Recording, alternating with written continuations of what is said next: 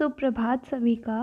आज के मेरे इस वीडियो में आप सभी का मैं तहे दिल से स्वागत करना चाहूँगी। आज का वीडियो का इंट्रो अलग है क्योंकि आज का वीडियो अलग है, थोड़ा दिल के करीब है और अभी मैं अनॉयड होने वाली हूँ बिकॉज़ किसी ने मेरे वीडियो बनाने के बीच में गुस्ताखी कर दी थी।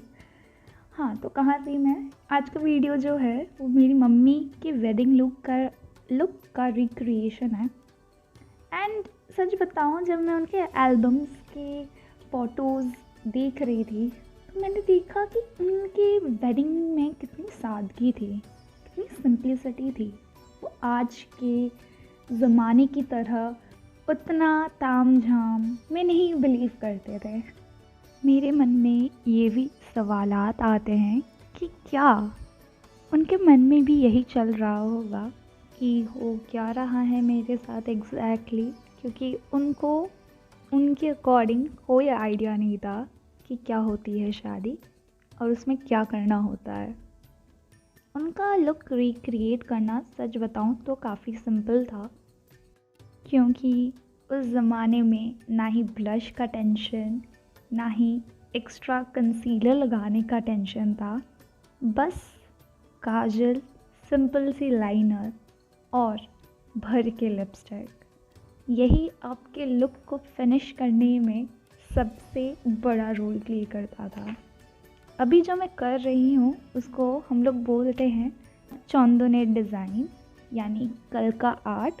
ऐसा मैंने देखा है इंटरनेट पे कि जो चंदन है साइंटिफिकली आपके मस्तिष्क को शांत रखने में आपकी हेल्प करता है। बट सच बताऊँ, मुझे कोई आइडिया नहीं है इसके बारे में। हाँ, ये मानती हूँ कि बंगाली ब्राइड्स को ये जो आर्ट है ये और खूबसूरत दिखने में मदद ज़रूर करता है। अब बारी आ चुकी थी हमारे प्रोसेस को आगे बढ़ाने की, यानी कि ज्वेलरीज पहनने की। बट उससे पहले मैंने सोचा जूड़ा बना लेती हूँ ताकि मांग टीके से शुरुआत हो सके। मांग टीका फेक है बिकॉज़ असली वाले मिले नहीं। मम्मी के पास अभी वो सब मौजूद नहीं है, यानी कि रियल जो वेडिंग के ज्वेलरीज़ है वो मौजूद नहीं है। मत पूछना क्यों, किसी कारणवश ही नहीं है।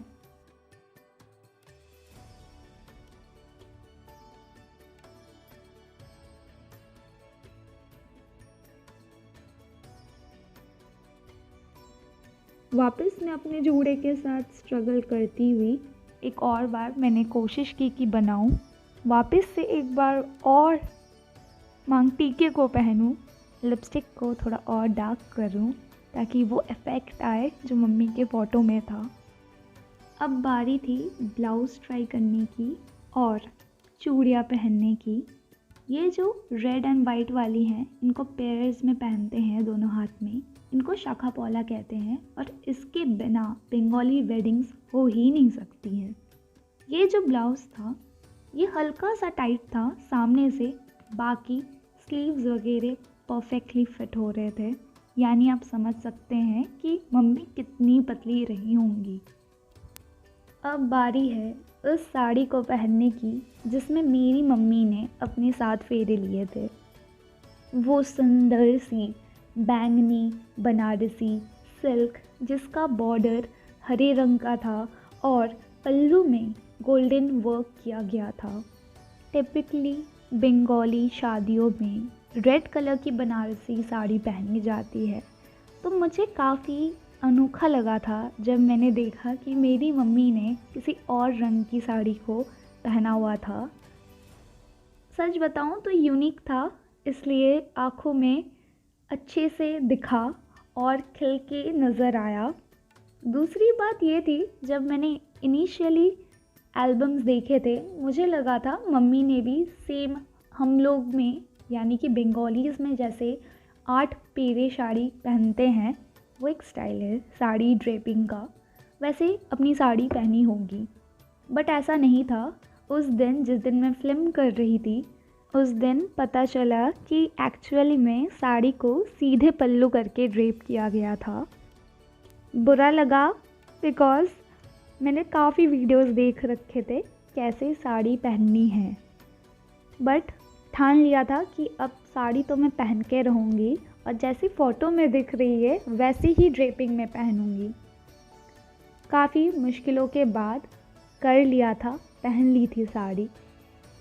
अब बारी था उसको पिन करने का और मैं सेफ्टी पिन दूसरे रूप में भूल गई थी, तो मैंने इस हेयर क्लिप को सेफ्टी पिन जैसा इस्तेमाल कर लिया।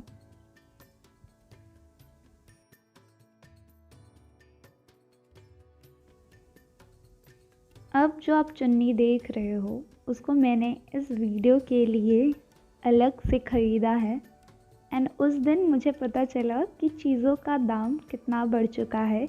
ये छोटी सी चुन्नी मुझसे भैया ने 200 रुपये के भाव में दी। मैं हैरान थी कि इतनी सी चुन्नी का दाम इतना कैसे हो सकता है। अब आप सोच रहे होंगे कि क्या कर रही हो रिया, किस चीज़ की इतनी दिल से कोशिश की जा रही हो।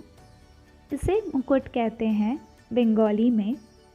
जिस प्रकार एक रानी अपने मुकुट को पहन के सुख, समृद्धि और शांति ले आती है अपने राज्य में, उसी प्रकार एक बंगाली ब्राइड इसको पहन के सुख, समृद्धि अपने दूसरे घर ले जाती है।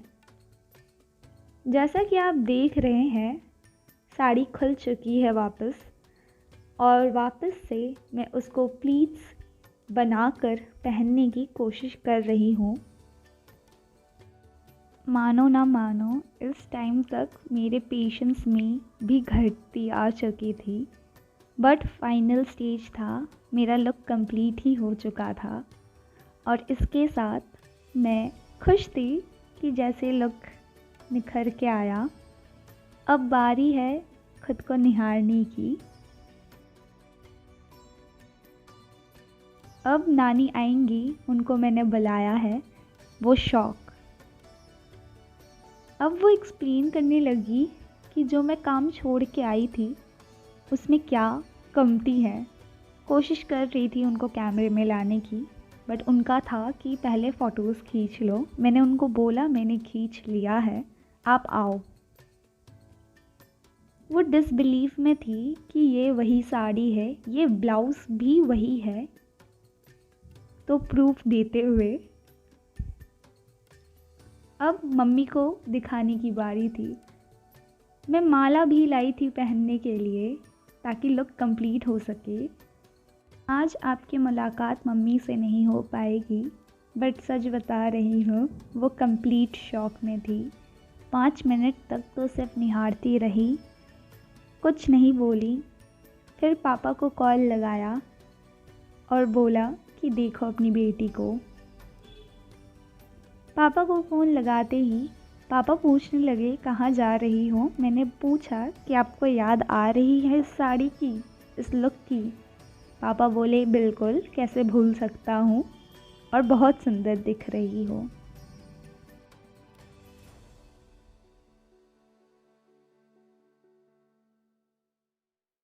आज के लिए बस इतना ही।